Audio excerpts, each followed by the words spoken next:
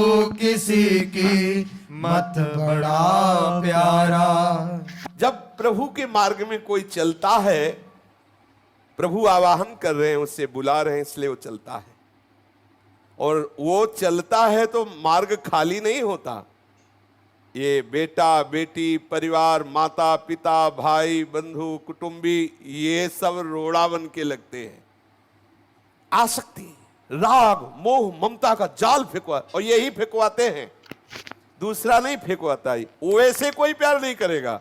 जहां हुआ भजन मार्ग में चलना तो बोले अगर भजन किए तो फांसी लगा लेंगे। ऐसे भी सूत्र आए, तुम भजन किए तो फांसी लगा लेंगे। कैसा फंसा देता है ठाकुर, कैसा विचित्र लीला बिहारी है। हम तुम्हारे मित्र हैं, हमारी बात मान लो, तुम्हें हमारी कसम है, तुम वृंदावन न जाना, नरक जाना। हाँ, हम तुम्हारे मित्र हैं, ऐसा कहते हैं। वृंदावन नहीं, भजन नहीं, सत्संग नहीं, और हम तुम्हारा साथ देंगे। भाई जी कह रहे संसार साथी सब स्वार्थ के हैं, पक्के विरोधी परमार्थ के हैं। देगा न कोई दुख में सहारा, सुन तू किसी की मत, वो बड़ा प्यारा ठाकुर है, केवल उसकी तरफ चल, किसी की बात मत। उपनिषदों में आता है, श्रवणायापि बहुभिर्यो न लभ्यः। बहुत से आदमियों को तो भगवत संबंधी बातें सुनने के लिए भी नहीं मिलती, उम्र बीत जाती है, पर सुनने के लिए अगर मिल भी गई तो उसे आचरण में नहीं उतारते। कितने आपको लगता है सत्संग सबको मिलता है? बहुत, जब प्रभु की कृपा होती तब सत्संग मिलता है। कितनी सृष्टि में जीव है, उन जीवों में कितने जीव मनुष्य हैं, मनुष्यों में कितने ऐसे प्रांत हैं जहां केवल राक्षसी जीवन है, खान पान राक्षसी सब, कहीं कोई भगवत चर्चा नहीं, भगवत नाम नहीं, भगवत उपासना नहीं। जहां कुछ ऐसे वातावरण, उनमें भी भगवत प्राप्ति का सत्संग कहाँ मिलता है? बहुत कृपा होती तब कहीं ऐसा संयोग बनता है। अच्छा, इसमें भी इतने सुनने वालों में किसके हृदय में आचरण में उतारने की बात आती कि आज नाम महिमा सुनी, अब तो कमर कस के नाम में लगेंगे, खूब नाम जप करेंगे। संतों की बात पर पूर्ण श्रद्धा होना, उनकी आज्ञा पालन करना, उनकी बात को मामूली मत समझना, बहुत बड़ी संपत्ति है संतों की वाणी। उसी से तो संसार राग का नाश होता है। भगवान के प्यारे भक्त और भगवत भक्ति में ये थोड़े पुण्य वालों को विश्वास नहीं होता। वैष्णवे भगवत भक्तो प्रसादे हरिनाम निच अल्प पुण्यवताम श्रद्धा यथा वन्नैव जायते। भगवान के प्रसाद में, भगवान नाम में, भगवत भक्तों में, भगवत भक्ति में ये अल्प पुण्य वालों का विश्वास नहीं होता। कोई बड़े भाग्यशाली पुण्यात्मा जन होते हैं, हरि कृपा पात्र होते हैं, उनको इस पर विश्वास होता है। संतों में, भगवान की भक्ति में, भगवत प्रसाद में, भगवान नाम में श्रद्धा, समझो विशेष कृपा है आपके ऊपर। ये बहुत बड़े पुण्य प्रताप से होता है। जो बहुत पवित्र आत्मा होता है उसमें ऐसी ये श्रद्धा जागृत होती है।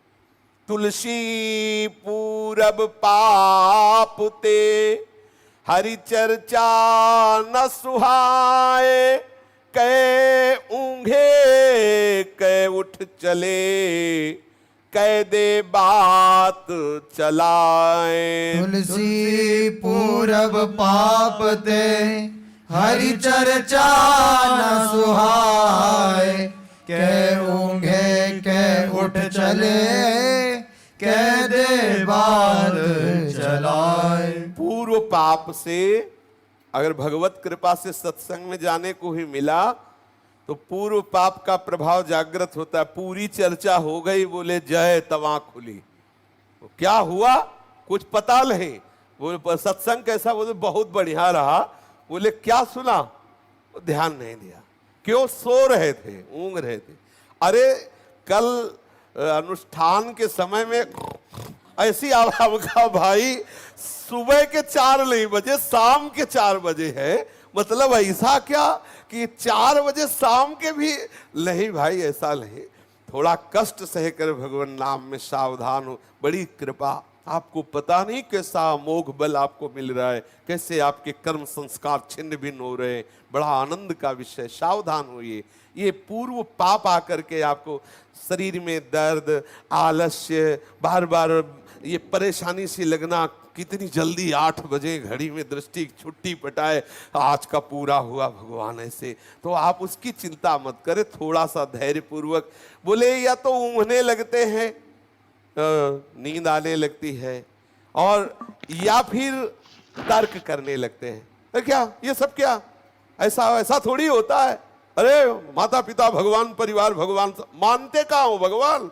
वासना की पूर्ति करने को हुआ तो भगवान, और वैसे अगर भगवान मान ले तो वहीं मुक्त हो जाओ। माना पुंडरीक जी ने माता पिता को भगवान, आज भी विठ्ठल भगवान इसके प्रमाण है बैठे हुए। माना अपने पति को भगवान, देखो आप शास्त्र प्रमाण माना आपने, केवल बात तर्क करने के लिए कह देते हो। संतों की बात को काट देने में क्या जाता है?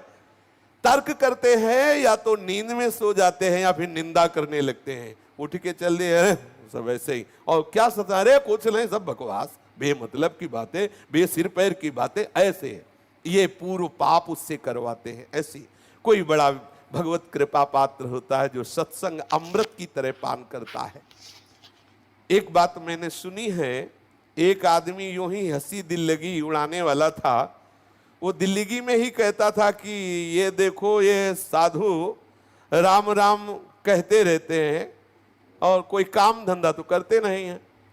हाँ भाई, कैसे करते हैं? फिर वो कहता, अब भाई राम राम राम राम जपो सब ठीक हो जाएगा, राम राम जपो सब कामनाएं पूर्ण हो जाएंगी, और खुद रुपया पैसे की कामना करते, खूब हंसी उड़ाते संतों की। जहां किसी संत को देखता बस वो ऐसे शुरू कर देता, देखो ये जा रहे, अभी उपदेश करेंगे, राम राम राम राम कहो, राम राम कहो, ऐसा। आपको सच्ची कहते, थोड़े दिनों के बाद उसको इतना नाम मीठा लगने लगा कि वो संतों की हंसी उड़ाना छोड़कर उनके चरणों में बैठने लगा और नाम जप निरंतर करने लगा। भाई जी यहाँ कह रहे, अगर तुम हंसी उड़ाने में भी नाम जप करोगे तो ऐसा बीमारी है कि तुम्हारी लग जाएगी। इसीलिए देखो, संतों के दर्शन से इतना आनंद होता है कि भले उपहास के लिए सही, बगल से कोई संत निकले तो आपके मन में आएगा, ए बाबा राधे राधे, कितना अमृत में नाम आ गया। ये भेष का प्रताप, ये देखो वैष्णव का प्रताप।